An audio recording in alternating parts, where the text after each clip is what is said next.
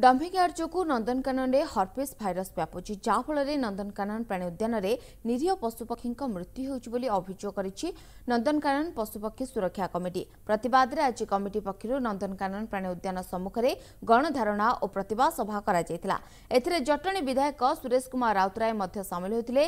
दारुठेंगे dumping yard रे अलिया आवर्जना herpes virus व्यापुवा बेले तुरंत यह स्थानांतर करने से दावी करते।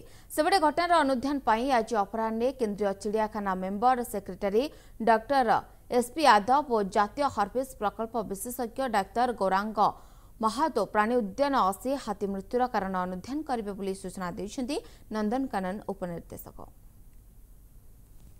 दारुठंग पाखे 10 वर्ष टोटाल भुवनेश्वर महिला को आणिक जो गदे तारी पचरा पानी तारी बाष्प तारी पवन रे आज पशुपक्षी सब नंदनकानन मरी जाउछंती।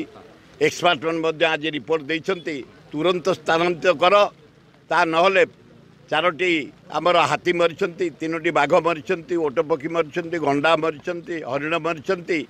आ मरिया को दिया जीवनी एवं सरकार आम नोटिस पाई धन्यवाद देवी आज एक्सपर्ट मान को डाकी अक्टोबर 25 रे करा जीवो विराट आंदोलन करा जीवो जे पर्यंत से महिला गदा न उठी ये संग्राम चालू रहिबो। हर्पिस भाइरस रे हमर हाथीर मृत्यु होईची एटा तो निश्चित सत्य कथा एवं परीक्षामूलक भाव आसाम रे भी कन्फर्म होईची जे हर्पिस भाइरस रे हाथी आक्रांत मृत्युवरण करिसंती। से संबंध में आमर आज डॉक्टर आसुचंती आमर जी हर्पिस भाइरस एक्सपर्ट आसुचंती से आलोचना विशद भाव आलोचना करा जीवो कौन कौन आम स्टेप नहींचु कि प्रति माने कि प्रतिकार भी अन्य हाथी मानक निया जाइछि से सब से माने बुलिक देखिबे।